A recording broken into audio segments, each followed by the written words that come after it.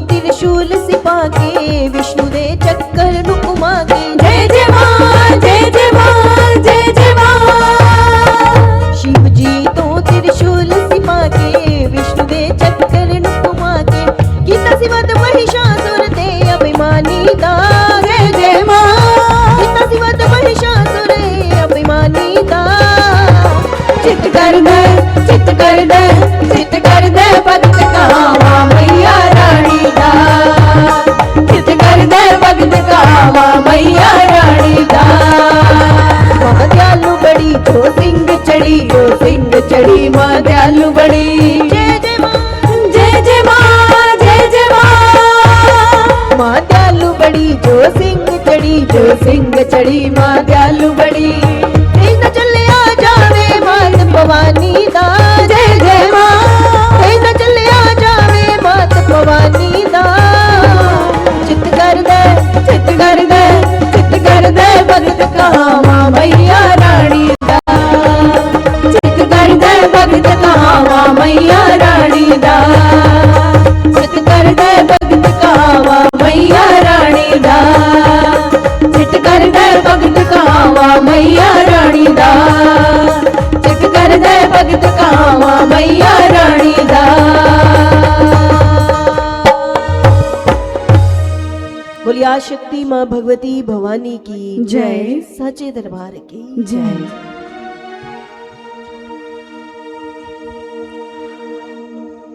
बोलिए राज राजेश्वरी मां आदि शक्ति दुर्गा भवानी की, माता वैष्णो देवी की, साचे दरबार की जय। बहुत ही अच्छे भावों को आपने भजनों के माध्यम से श्रवण किया। प्रभु भक्तों, कथा से पूर्व भजन लगाने का केवल मात्र यही औचित्य होता है कि जो आपका ध्यान है वो मंच के साथ जुड़ जाए और आप इस मंच द्वारा दिए गए विचारों को बड़े ही ध्यान पूर्वक श्रवण कर पाए। और जैसा कि आपने मंच के माध्यम से 2 भजनों को श्रवण किया, ताकि आप भी मां के भजनों में झूमते झूमते अपने मन को मां के चरणों से जोड़ पाएं, ऐसा ही प्रयास इस मंच के द्वारा रहता है। और आप देखिए, पिछले दिनों में और आज आने वाले जो दिन हैं, उन दिनों में भी आपको इस मंच के माध्यम से जो भी इस मंच पर बैठा है, आदरणीय गुरुदेव परम पूजनीय सर्वश्री आशुतोष महाराज जी के शिष्य एवं शिष्याएं हैं, जो कि अपनी सेवा पूरी तरह निस्वार्थ भाव से निभा रहे हैं समाज के कल्याण के लिए। इस मंच पर आसीन साध्वी गुरु बहनें, जिन्होंने अपने मधुर कंठ से बहुत ही अच्छे अच्छे भजनों को आप सभी को सुनाया। आदरणीय व्यास जी, जो कि इतने अच्छे शब्दों में आपको कथा श्रवण करवा रहे हैं। और जो बहनें कीबोर्ड, सितार, इधर गुरु भाई तबला बजा रहे हैं, पैड बजा रहे हैं, कुछ भाई साउंड चला रहे हैं, ये जो भी आप देख रहे हैं इस मंच पर, ये सब आदरणीय गुरुदेव परम पूजनीय सर्वश्री आशुतोष महाराज जी के शिष्य और महाराज जी द्वारा बनाए गए शिष्य हैं। ये कहीं से प्रोफेशनली नहीं सीखे, ये महाराज जी ने इनको तैयार किया और आज समाज की सेवा के लिए आप सभी के बीच उपस्थित हुए हैं। और ऐसी ही कथा जिसको श्रवण कर आप भी अपने भीतर उस ईश्वर को जान पाएंगे, उस ईश्वर को देख पाएंगे, उस मां के वास्तविक स्वरूप को जान पाएंगे। आप सभी से मेरा निवेदन, कृपया बड़े ही ध्यान पूर्वक इन कथाओं को, इन विचारों को श्रवण करें, ताकि आप भी अपने भीतर उस ईश्वर को देख पाए, जान पाए, मां के वास्तविक स्वरूप को जान पाए। आइए अत्यधिक समय न लेते हुए बढ़ चलते हैं आज के कथा प्रसंग की ओर, जिसकी बड़े ही पावन और पवित्र सेवा को लेकर आप सभी प्रभु भक्तों के समक्ष उपस्थित हुए हैं। परम पूजनीय परम वंदनीय गुरुदेव सर्वश्री आशुतोष महाराज जी के कृपा पात्र शिष्या भागवत भास्कर साध्वी सुश्री त्रिपदा भारती जी, जो कि अपनी ओजपूर्ण वाणी से समस्त प्रभु भक्तों को उस ईश्वर की पावन कथा को, माँ की पावन कथा को सुनाते हुए आपके क्षेत्र में पहुंचे हैं। और आइए आज की पावन कथा आप सभी प्रभु भक्तों के समक्ष रखने के लिए हम उनसे आग्रह करेंगे कि वे आज की कथा, माँ की पावन कथा आप सभी प्रभु भक्तों को सुनाएं, ताकि आप भी अपने जीवन में उस माँ के पावन आशीर्वाद को प्राप्त कर पाएं। बोलिए आदिशक्ति माँ दुर्गा भवानी की, साचे दरबार की जय माता दी, जय माता दी, जय माता, जय माता दी। जय माता दी।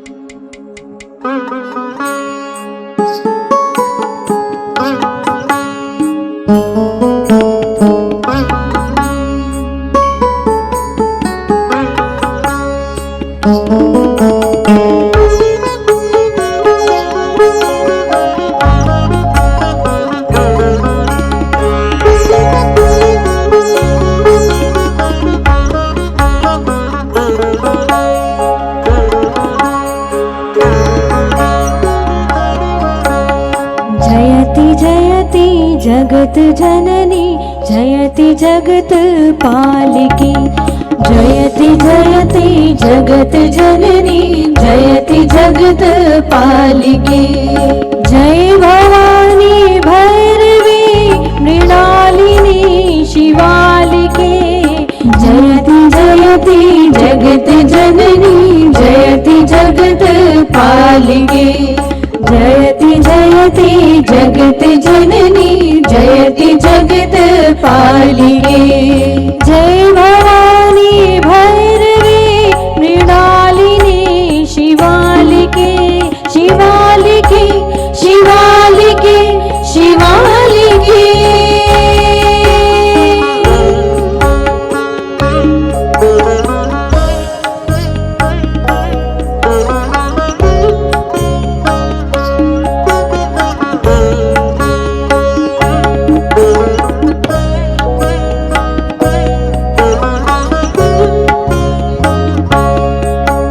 सती शिवा तो साधिका तो कौशकी तो मंगला, सती शिवा तो साधिका तो कौशकी तो मंगला। शारदा तो पद्मजा तो चंडिका तो चंचला, शारदा तो पद्मजा तो चंडिका तो चंचला। हिंगलाज ब्राह्मी तो वैष्णवी विशालिकी, हिंगलाज ब्राह्मी तो वैष्णवी विशालिकी। जय भवानी भैरवी मृणालिनी शिवालिके, जयति जयति जगत जननी जयति जगत पालिके, जयति जयति जगत जननी जयति जगत पालिके। जय भवानी भैरवी मृणालिनी शिवालिके, शिवालिके शिवालिके शिवालिके।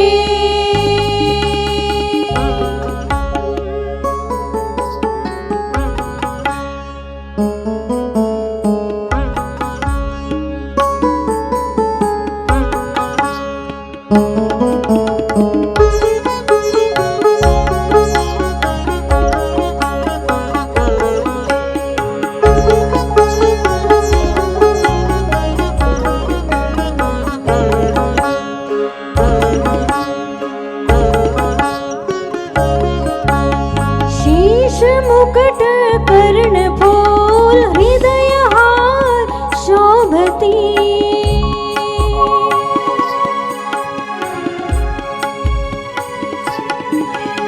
शीश मुकुट कर्ण फूल हृदय हार शोभती।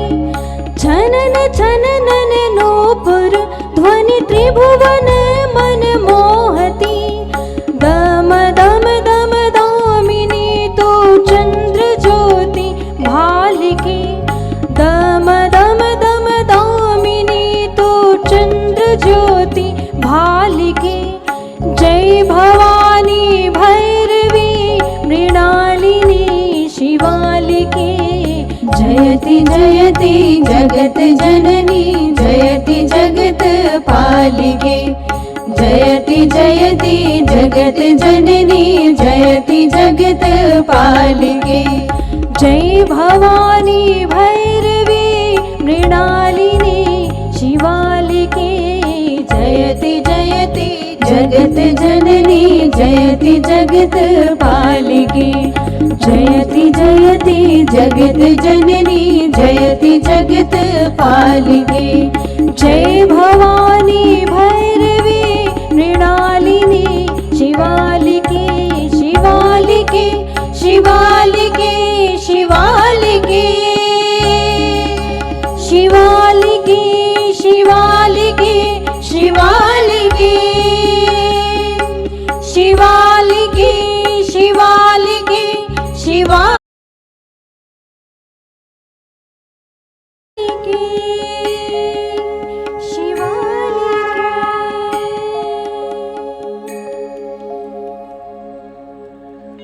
विश्वेश्वरी त्वं परिपासि विश्वं विश्वेश्वन्द्या भवति भवन्ति। विश्वाश्रया ये त्वयि भक्ति नम्रा। विश्वाश्रया ये त्वयि भक्ति नम्रा। विश्वाश्रया ये त्वयि नम्रा।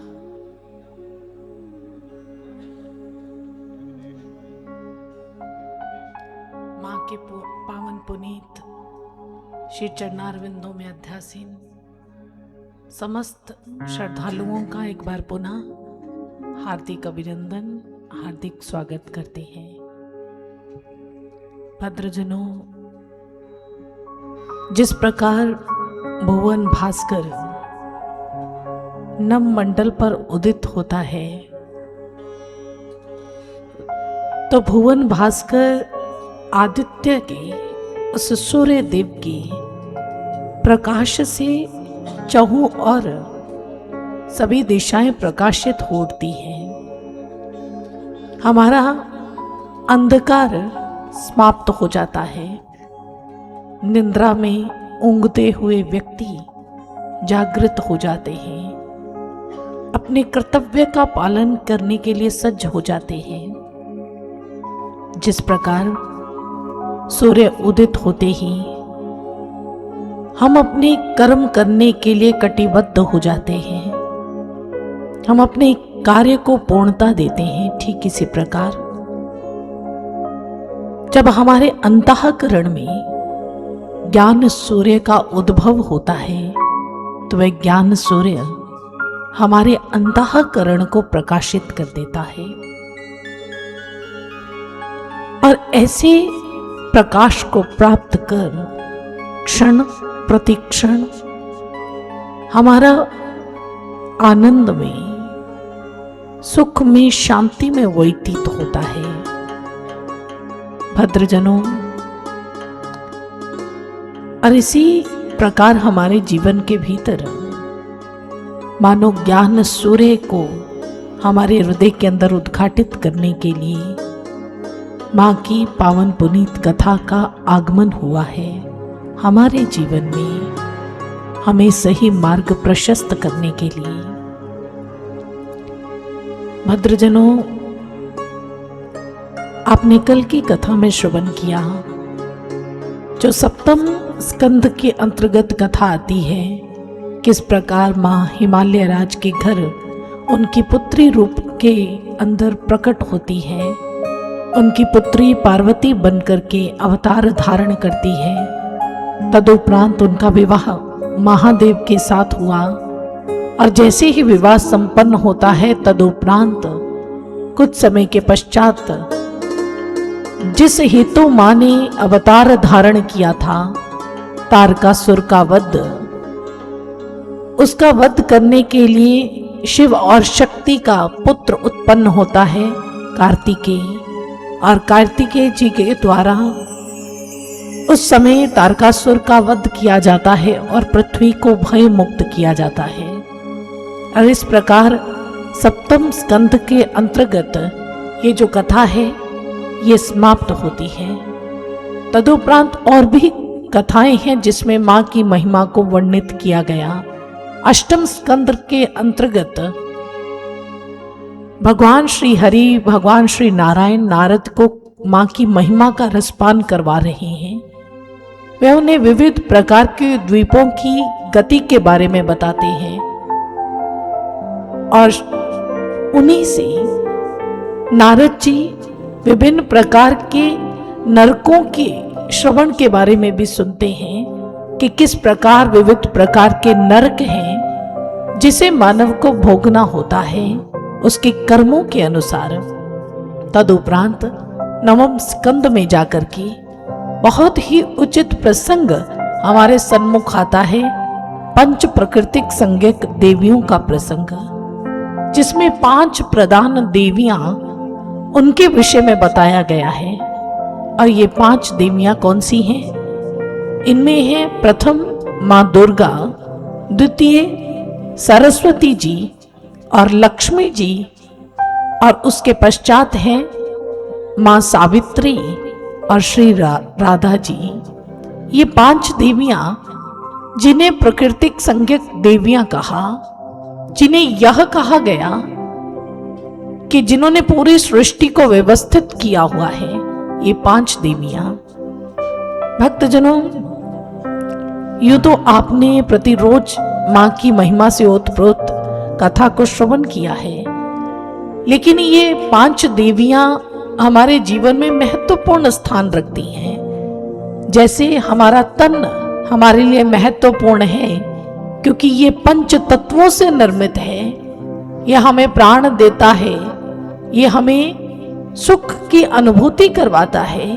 ये 5 तत्वों से निर्मित ये काया जो परमात्मा को पाने के लिए इस एक सशक्त माध्यम है, ठीक इसी प्रकार उन 5 देवियों का भी बहुत महत्व है जिनका वर्णन अभी अभी आप श्रवण कर रहे हैं। वो 5 देवियां और भक्तजनों, वो 5 देवियां सर्वप्रथम हम यहां पर श्रवण करेंगे श्री राधा जी के बारे में। श्री राधा जी जो बहुत विलक्षण अद्वितीय हैं, आप सभी उनसे परिचित हैं। भगवान श्री कृष्ण की कथा में अक्सर ही हम उनका वर्णन श्रवण करते हैं, लेकिन श्री राधा जी के विषय में श्रवण करने से पूर्व हम आपको इतना अवश्य कहेंगे कि वो भगवती, वो जगदम्बा, वो भवानी, वो चामुंडा, चाहे किसी भी नाम से हम उन्हें पुकारें, किसी भी नाम से उनका आराधन करें, किसी भी नाम से उनको याद करें, वास्तव में वो एक तत्व है। वही एक मां, वही एक तत्व विभिन्न रूप धारण करके हमारे जीवन में आती है, विभिन्न ढंगों के द्वारा, विभिन्न स्तरों के द्वारा हमारा मार्गदर्शन करने के लिए। हम सभी ने श्रवण किया गत दिवसों के अंदर, कभी वह दुर्गम का वध करने के लिए दुर्गा बन जाती है, कभी महिषासुर मर्दनी बन जाती है, कभी ज्ञान का उपदेश देने वाली मां सरस्वती के रूप में हमारे सामने प्रतिष्ठित होती हैं, तो कभी संप्रदा धन वैभव श्री की स्वामिनी लक्ष्मी जी के रूप में हमारे सामने आती हैं। बिल्कुल ठीक वैसे ही है जैसे एक मां, साधारण मां, वे अपने बच्चे का, अपनी संतति का उचित निर्माण करने के लिए, उसका भौतिक विकास करने के लिए कभी वो मां उसको डांटती है, कभी स्नेह देती है, कभी शिक्षाएं प्रदान करती है, तो कभी कभी मां दंडित भी कर देती है। हम सभी देखते हैं ना, आप अपने घरों में माँ का ये सारा स्वरूप देखते हैं, इन सभी रूपों में माँ को देखते हैं। आपकी इस भौतिक जगत में एक साधारण माँ अपनी संतति को, अपनी संतान को सही मार्ग दिखाने के लिए इन सभी रूपों को धारण करती है। कभी क्रोध का प्रयोग करती, कभी स्नेह का प्रयोग करती है, कभी समझा करके कुछ बात मनवाती है, तो कभी अगर संतान नहीं मानती तो उन्हें दंड भी प्रदान करती है। ठीक इसी प्रकार वो भगवती है, समय समय पर अपनी संतान को, अपनी संतति को मार्ग दिखाने के लिए माँ विभिन्न रूप धारण करती है। माँ का ऐसा करना मानो उनके संतान के मार्ग में जितने भी विघ्न हैं, मानो वह उनको हर लेना चाहती है।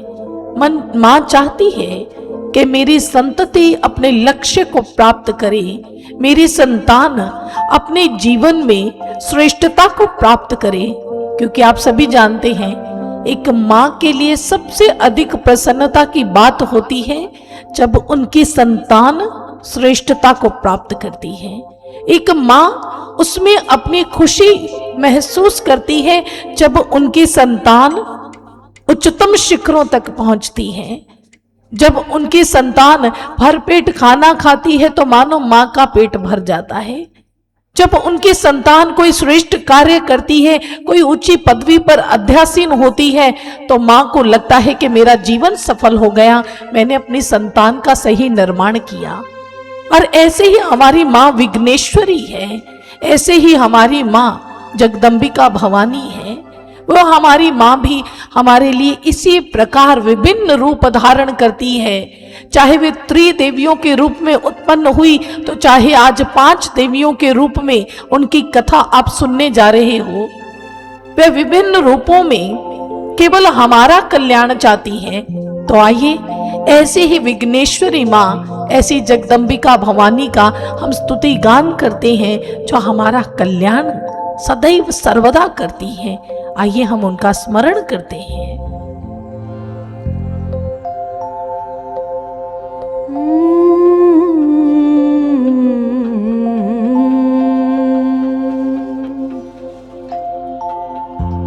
विघ्नेश्वरी विश्वंभरी सर्वेश्वरी जगदीश्वरी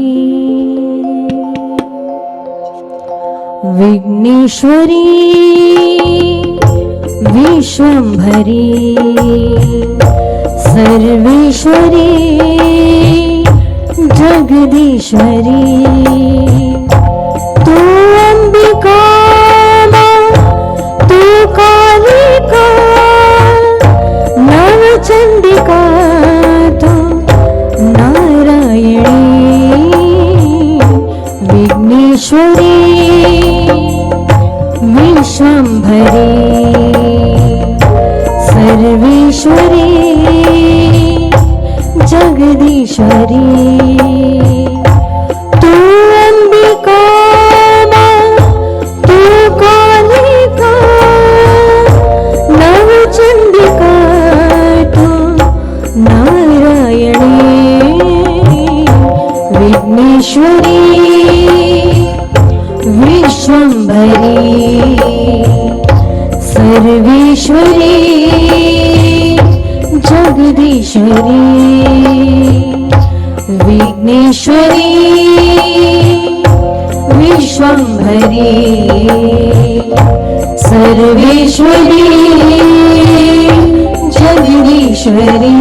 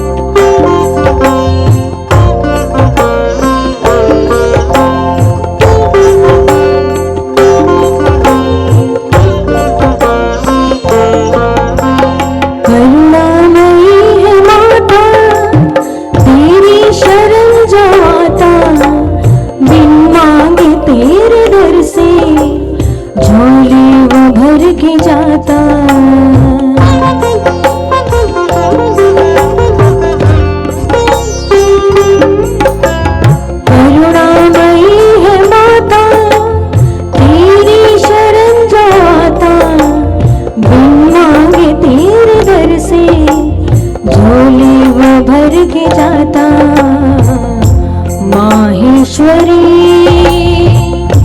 दुर्गेश्वरी परमेश्वरी सिद्धेश्वरी माहेश्वरी दुर्गेश्वरी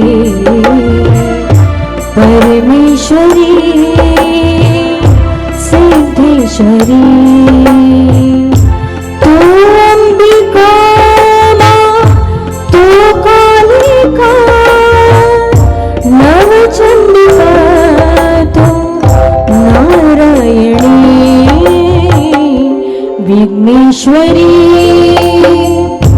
विश्वंभरी सर्वेश्वरी जगदीश्वरी विघ्नेश्वरी विश्वंभरी सर्वेश्वरी जगदीश्वरी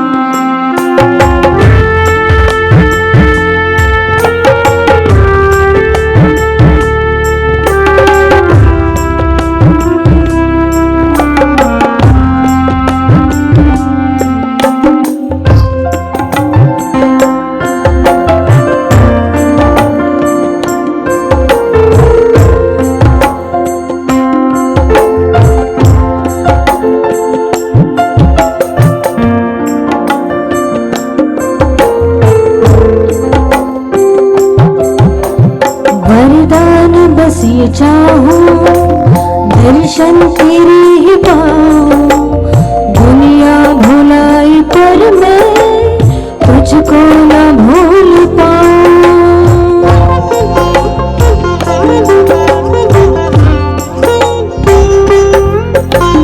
वरदान बस ये चाहूं दर्शन तेरे ही पाऊं दुनिया भुलाई पर मैं तुझको न भूल पाऊं मुक्तेश्वरी रामेश्वरी अखिलेश्वरी बागेश्वरी मुक्तेश्वरी रामेश्वरी अखिलेश्वरी बागेश्वरी तू अंबिका तू कालिका नवचंडिका तू नारायणी विघ्नेश्वरी विश्वंभरी सर्वेश्वरी परमेश्वरी विघ्नेश्वरी विश्वंभरी सर्वेश्वरी जगदीश्वरी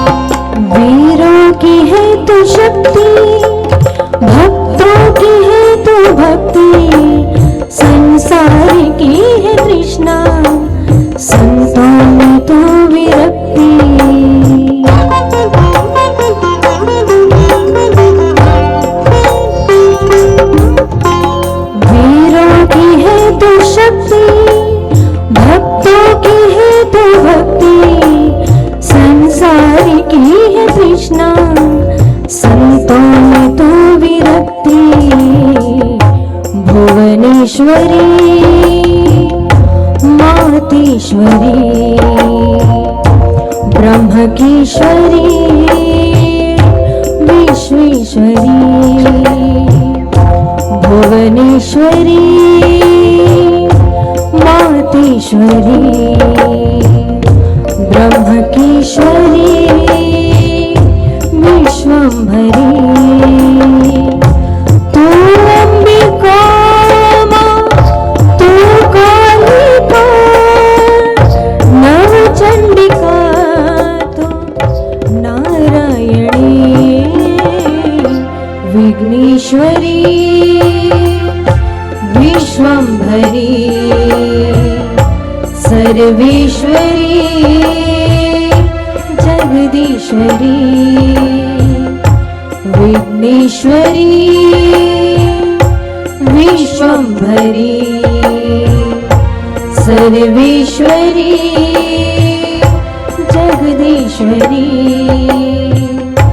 विघ्नेश्वरी विश्वंभरी सर्वेश्वरी जगदीश्वरी सर्वेश्वरी जगदीश्वरी सर्वेश्वरी जगदीश्वरी।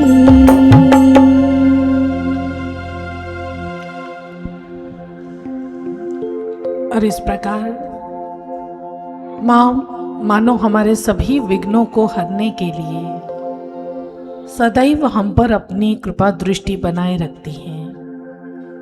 और भक्तजनों, माँ ने ये जो 5 स्वरूप धारण किए, जिनके माध्यम से माँ हमारा रक्षण चाहती हैं, आध्यात्मिक विकास चाहती हैं, ये 5 स्वरूप में एक विशेष स्वरूप है श्री राधा जी का।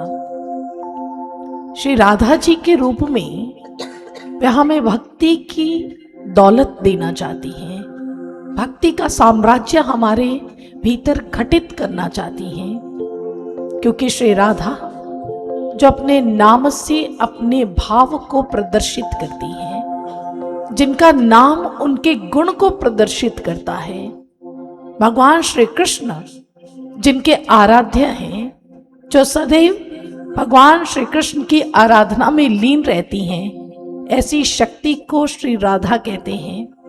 भक्तजनों, यहाँ पर एक बात समझनी है, कभी वही भगवती दुर्गा बनकर के हमारे सामने आती है, कभी शिक्षा देने के लिए सरस्वती का रूप धारण करती है, तो कभी वही शक्ति हमारे जीवन में भक्ति प्रदान करने के लिए वह राधा का स्वरूप धारण कर लेती है, श्री राधा रूप में हमारे सामने आती है। मानो वो भक्ति का हमारे सामने प्राकट्य करना चाहती, समझाना चाहती हैं। हर भूमिका माँ खुद निभा करके बताती हैं कि कैसे तुम मेरी भक्ति को प्राप्त कर सकते हो, एक भक्त के गुण कैसे होते हैं। मानो श्री राधा जी के स्वरूप में माँ आज हमें ये समझा रही हैं कि भक्त की भावना कैसी होती है, भक्त का व्यक्तित्व कैसा होता है, भक्त की मनोदशा कैसी होती है। ये माँ हमें सिखा रही है श्री राधा जी के रूप में, क्योंकि राधा जी भी भगवती का ही एक स्वरूप है। और इस प्रसंग के अंदर श्री राधा जी का वर्णन आता है। अब आप सभी जानते हैं श्री राधा जी जो कृष्ण उपासिका थी, श्री कृष्ण से अथाह प्रेम करती थी। और भक्तजनों, उनकी मनस्थिति जानते हैं कैसी है। वो हंसती हैं तो कृष्ण के लिए, उनके नेत्रों में अश्रु आते हैं तो मात्र कृष्ण के लिए, उनके हृदय में किसी का साम्राज्य है तो मात्र उनके माधव का, उनके केशव का, उनके श्याम का। वो सजती हैं, संवरती हैं तो अपने आराध्य के लिए, हर क्षण हर पल उनकी जिंदगी का अपने आराध्य के लिए है। और भक्तजनों, इतनी उन्होंने निष्काम भक्ति श्री कृष्ण की उनके जीवन का एक एक क्रिया, एक एक प्रतिक्रिया केवल कृष्ण के ऊपर आधारित है। मानो मां भगवती श्री राधा जी के रूप में हमें सिखाना चाहती हो कि कैसे हम भक्ति अपने भीतर लेकर के आए, कैसी अवस्था हमारी होनी चाहिए। श्री राधा जी के पास अन्य किसी बात के लिए समय नहीं है। उनके मानस पटल पर केवल श्री श्याम छाए हुए हैं, उनके कृष्ण छाए हुए हैं। वे हर क्षण हर पल केवल उन्हीं का ध्यान करती। अगर अपने घर के अंदर चूल्हा भी जलाती तो उस चूल्हे को जलाने के पीछे भी यही भाव होता कि कृष्ण, जैसे ये लकड़ियां जल रही हैं ऐसे ही तो मैं भी तुम्हारी भक्ति में जल रही हूं, तो मुझे क्यों नहीं प्राप्त हो जाते, ऐसा भाव रहता। जब वे रोटी बेलती तो मानो ऐसा लगता है ये मेरे कृष्ण का मुखमंडल है, मेरा वही गोल मटोल कृष्ण मेरे सामने है, मेरा सुंदर माधव वो मेरे सामने है। माखन को देखती तो माखन चोर का स्मरण हुआ था। जब वे कोई भी क्रिया करती, कोई कर्म करती, तो प्रत्येक कर्म प्रत्येक क्रिया उनके केशव के साथ जुड़ जाती। दधि मंथन करती तो तब भी कृष्ण का स्मरण होता कि कैसे मेरा कृष्ण आकर के इन मटकियों को फोड़ देता है। हृदय के अंदर हर कर्म के साथ, हर क्रिया के साथ कृष्ण का स्मरण है। और भक्तजनों, यही भक्ति की शक्ति है कि जिस समय भगवान श्री कृष्ण वे मथुरा की ओर प्रस्थान करने लगे गोकुल को छोड़ करके, तो उस समय आप देखिए यही शक्ति है भक्ति की कि उस समय हमारे कृष्ण क्या कहते हैं, राधा के पास जाते हैं उसे मिलने के लिए, क्योंकि वे भक्ति करती हैं, ऐसी भक्ति कि भगवान श्री कृष्ण भी उनके अधीन हैं। और वहां जाकर के जब वो अंतिम मिलन है उनका, जब वे मथुरा प्रस्थान करने वाले हैं, उससे पूर्व जब राधा जी को मिले तो उन्होंने क्या कहा, उन्होंने कहा राधे अगर तुम कहो तो मैं मथुरा नहीं जाऊंगा, इसलिए एक बार तुम कह दो, अगर तुम कह दो कि मैं ना जाऊं तो मैं तुम्हारी बात मान लूंगा, मैं यहां से नहीं जाऊंगा। लेकिन पराकाष्ठा देखिए, प्रेम की पराकाष्ठा देखिए, भक्ति का आप स्तर देखिए। श्री राधा जी ने क्या कहा, वह कहने लगी माधव मैं आपकी राधा हूं, आपके मार्ग की कोई बाधा नहीं हूं, मैं आपको आपके धर्म पथ से च्युत नहीं कर सकती, मैं आपको आपके कर्तव्य पथ से डिगाने का कार्य नहीं करूंगी। मैं तो बाधा नहीं, मैं तो राधा हूं, मैं तो सदैव आपकी सहयोगिनी रहूंगी, इसलिए आप जाइए अपने कर्तव्य को निभाइए, मैं सदा सर्वथा आपके साथ हूं। यह है भक्ति की पराकाष्ठा। जो प्रेम करता है वो अपने प्रेमी को, अपने आराध्य को बांधता नहीं है, स्वतंत्र छोड़ देता है। सच्चा प्रेम तो वही होता है। और भक्तजनों, राधा जी ने श्री कृष्ण को स्वतंत्र बाहर से छोड़ दिया, बाह्य दृष्टि से कृष्ण मथुरा चले गए, लेकिन अगर आंतरिक दृष्टि से देखा जाए, भक्ति की दृष्टि से देखा जाए, तो कृष्ण कभी राधा के पाश से मुक्त हुए ही नहीं। हम देखते हैं संपूर्ण भगवान श्री कृष्ण के जीवन में जो स्थान भक्तिमती राधा जी का है वह द्वितीय कोई नहीं ले सका। आज भी इसका प्रमाण आप देखते हैं कि भगवान श्री कृष्ण के साथ राधा जी का नाम लिया जाता है, और यहां तक कहा जाता है कि अगर हम राधा का नाम लें तो कृष्ण का मिलना सहज हो जाता है। सोच करके देखिए भक्ति की क्या अवस्था है। भक्त को इतना श्रेष्ठ बना दिया, क्यों? क्योंकि राधा जी ने प्रेम ही ऐसा किया। ऐसी ही शिक्षा हमें राधा जी अपने चरित्र से देती हैं कि आपके भीतर भी ऐसा भक्ति भाव होना चाहिए। पुराणों के अंदर एक कथा आती है कि एक बार एक स्त्री वन के अंदर ध्यान कर रही थी, तपस्या कर रही थी, तो वहां पर एक ऋषिवर जाते हैं। उन ऋषिवर ने देखा कि ये स्त्री ध्यान कर रही है, साधना कर रही है, तो पूछ लिया कि आप कौन हैं और किसकी आराधना कर रही हैं।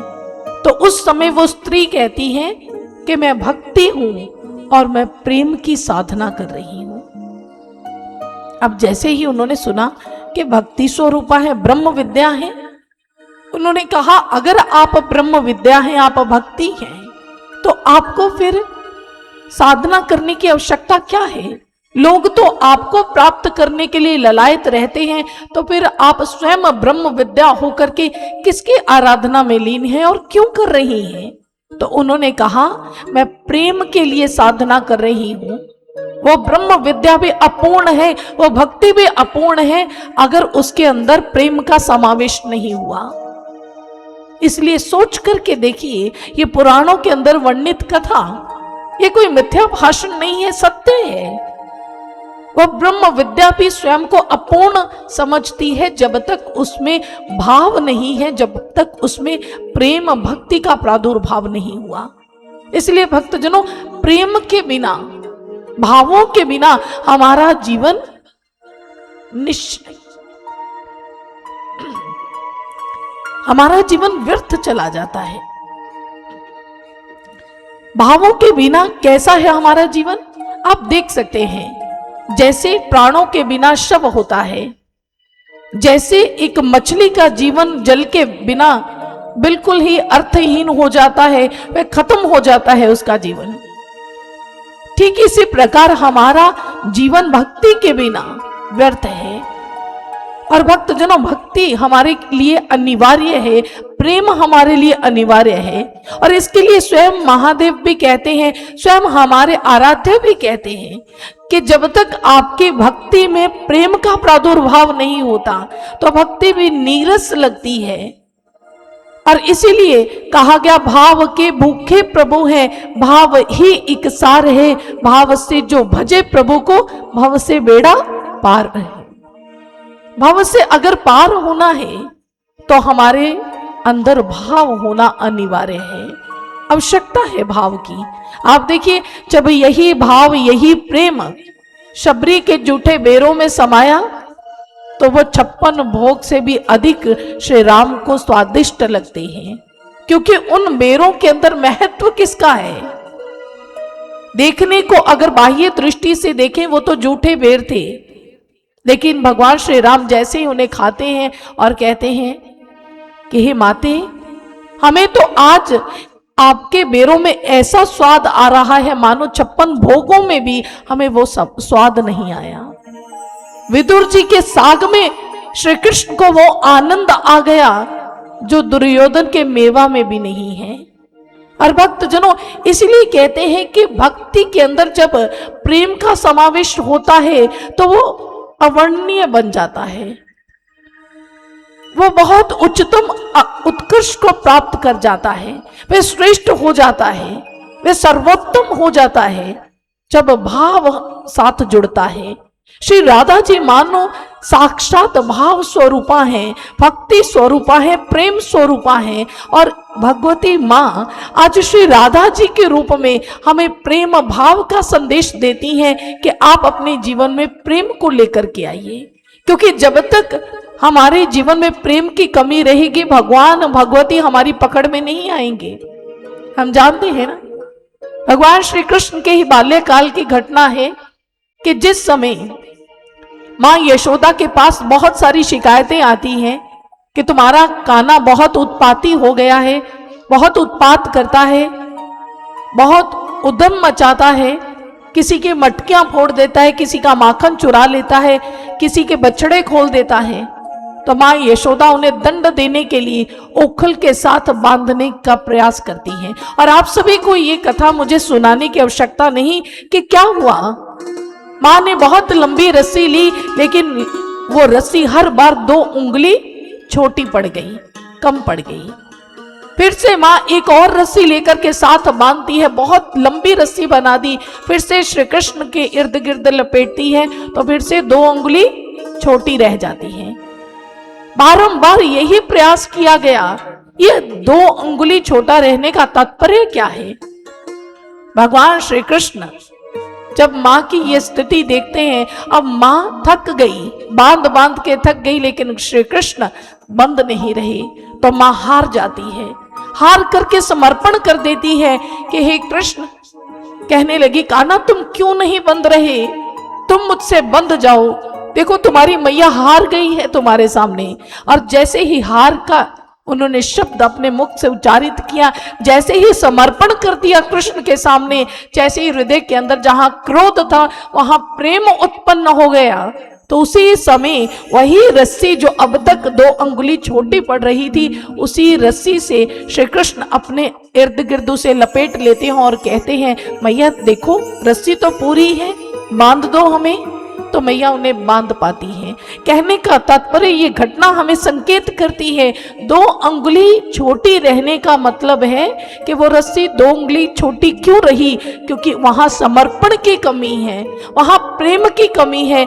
जैसे ही यशोदा जी के अंदर समर्पण का भाव आया, जैसे ही उन्होंने अपने भाव अर्पित कर दिए, श्री कृष्ण के सामने असहाय होकर के समर्पण करके उनको अपना आप सौंप दिया कि आप बंद जाओ, मैं हार गई हूं, तो तब कृष्ण बंद गए। मानो कृष्ण समझाना चाहते हैं कि अगर भगवान को, भगवती को, मां को, चाहे किसी भी आराध्य को जिसको आप मानते हो, उसको अगर आपने प्राप्त करना है तो सर्वप्रथम पहला नियम है समर्पण, द्वितीय नियम है आपका प्रेम। और ये दोनों ही गुण हम श्री राधा जी के अंदर प्रत्यक्ष रूप में देखते हैं। समर्पण ऐसा कि भगवान श्री कृष्ण की किसी भी लीला में हस्तक्षेप नहीं।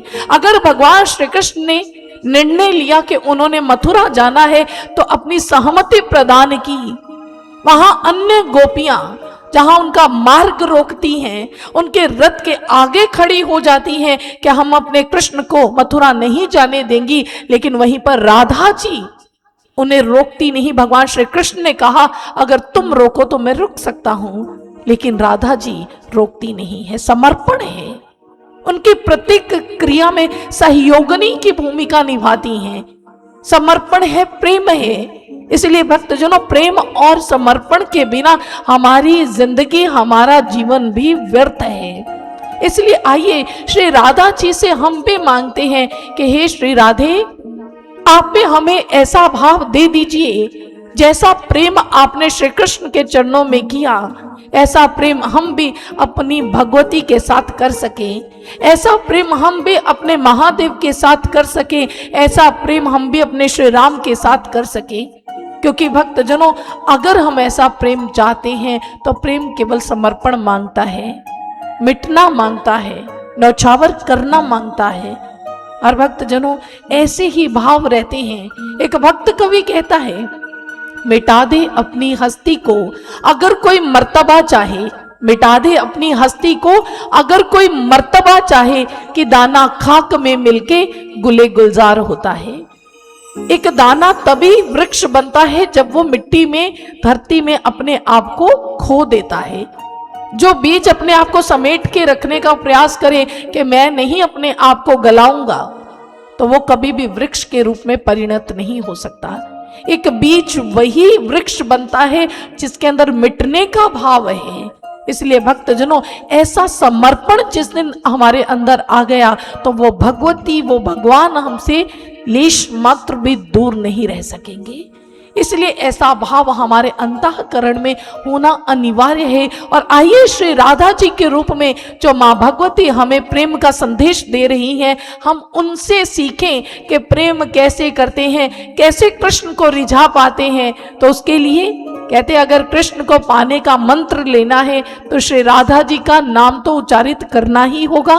तो चलिए हम सभी श्री राधा जी के नाम का उच्चारण करते हैं ताकि वैसा भाव हमारे भीतर भी प्रस्फुटित हो जाए। आइए श्रवण करें।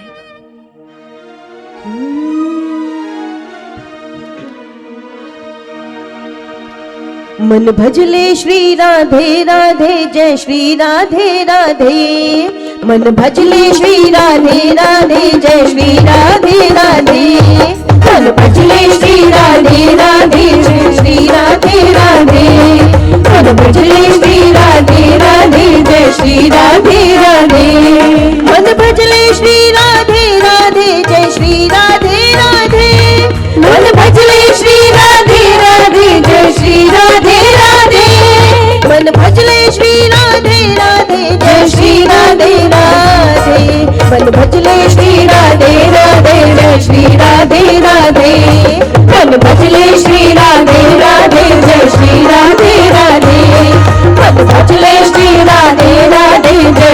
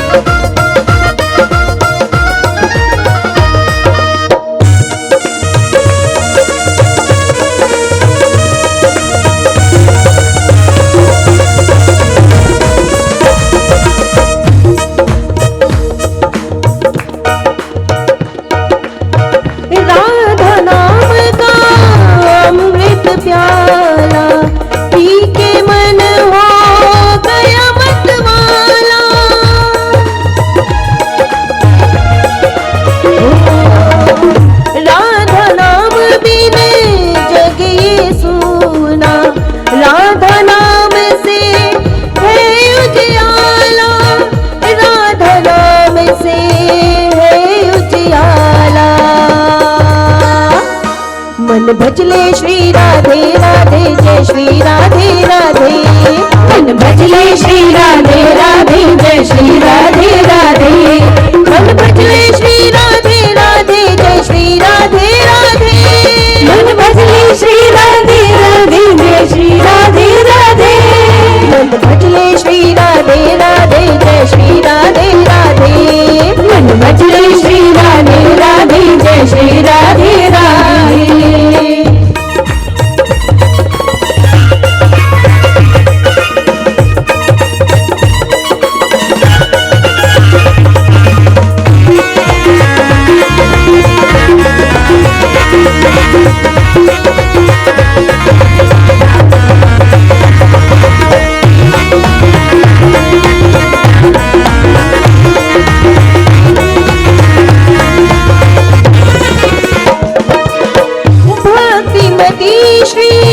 ब्रज की ईश्वरी कृष्ण प्रिया सखी त्रिभुवन सुंदरी।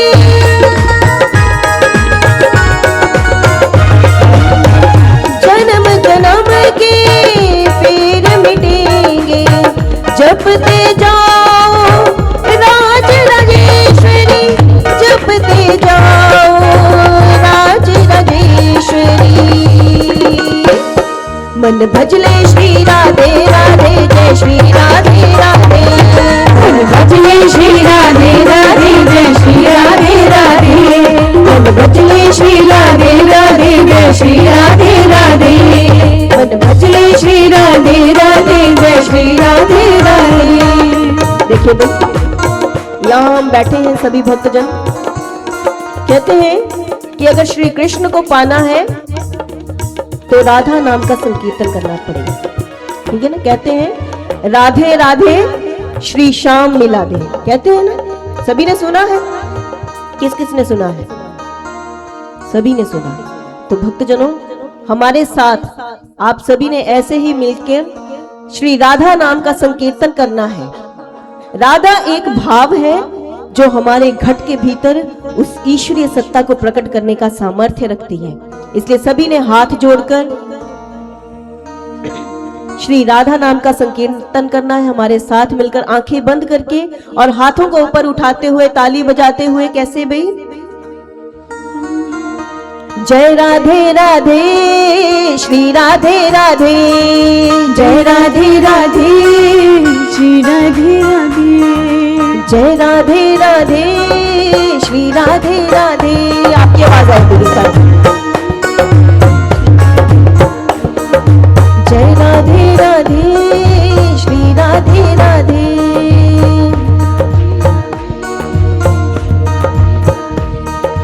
वृंदावन में, यमुना तट पे, गोकुल धाम में, भक्त हृदय में बोले मिलकर जय जय कृष्णा, जय जय कृष्णा। बड़े अच्छे भक्त हैं, इसलिए एक बार सभी के हाथ ऊपर करके और हमारे साथ संकीर्तन करेंगे। जय राधे राधे श्री राधे राधे। जय राधे राधे श्री राधे राधे। जय राधे राधे श्री राधे राधे। जय राधे राधे श्री राधे राधे। जय राधे राधे श्री राधे राधे। जय राधे राधे श्री राधे राधे। जय राधे राधे श्री राधे राधे। जय राधे राधे श्री राधे राधे। वृंदावन में राधे राधे। नंदगांव में राधे राधे। यमुना तट पे राधे राधे। गोकुल धाम में राधे राधे। भक्त हृदय में राधे राधे। बोले मिलकर राधे राधे। वृंदावन में राधे राधे। नंदगांव में राधे राधे। यमुना तट पे राधे राधे। गोकुल धाम में राधे राधे। भक्त हृदय में राधे राधे। राधे राधे राधे राधे। राधे राधे राधे राधे। राधे राधे राधे राधे। राधे राधे राधे राधे। राधे राधे राधे राधे। राधे राधे राधे राधे। राधे राधे राधे राधे। राधे राधे राधे राधे। वृंदावन में राधे राधे। नंदगांव में राधे राधे। यमुना तट में राधे राधे। गोकुल धाम में राधे राधे। भक्त हृदय में राधे राधे।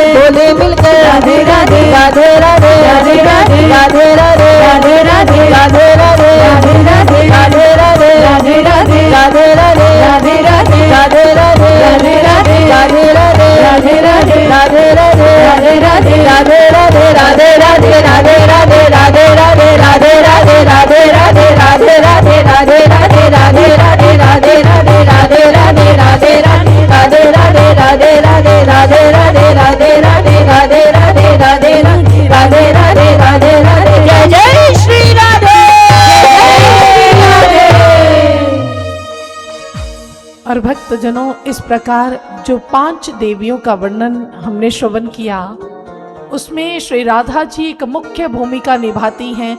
मानो वो भक्ति का सूत्र हमें देती हैं कि कैसे आप अपने आराध्य को प्रसन्न कर सकते हैं, कैसे भाव आपके भीतर होने चाहिए। और तदुपरांत द्वितीय जो देवी हैं,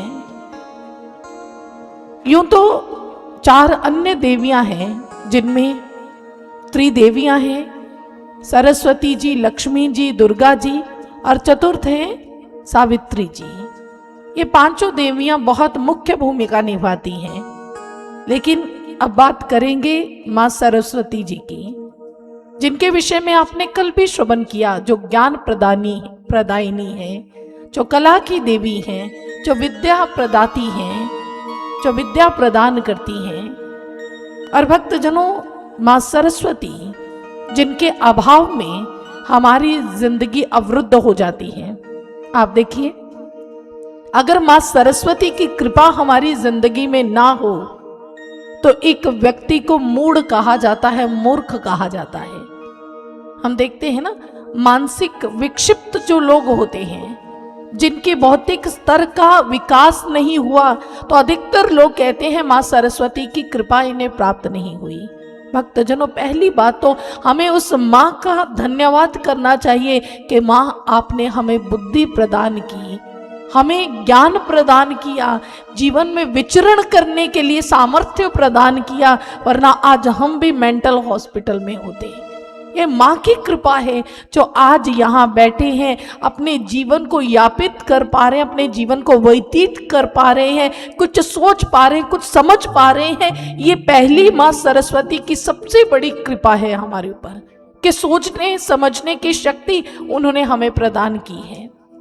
और भक्तजनों, इसी स्कंद में, इसी कथा के अंदर, इसी ग्रंथ के अंदर वर्णन आता है कि जिस समय माँ सरस्वती जो विद्या प्रदायिनी है, एक टाइम ऐसा आता है, याज्ञवल्क्य जी, वे गुरु के श्राप के कारण उन्हें समस्त विद्याओं का जो ज्ञान था, बहुत बड़े ऋषि हुए हैं, बहुत मेधावी थे, बहुत प्रखर बुद्धि के धनी थे, लेकिन गुरु के श्राप से उनको सारी विद्याएं विस्मृत हो जाती हैं, भूल जाती हैं सारी विद्याएं।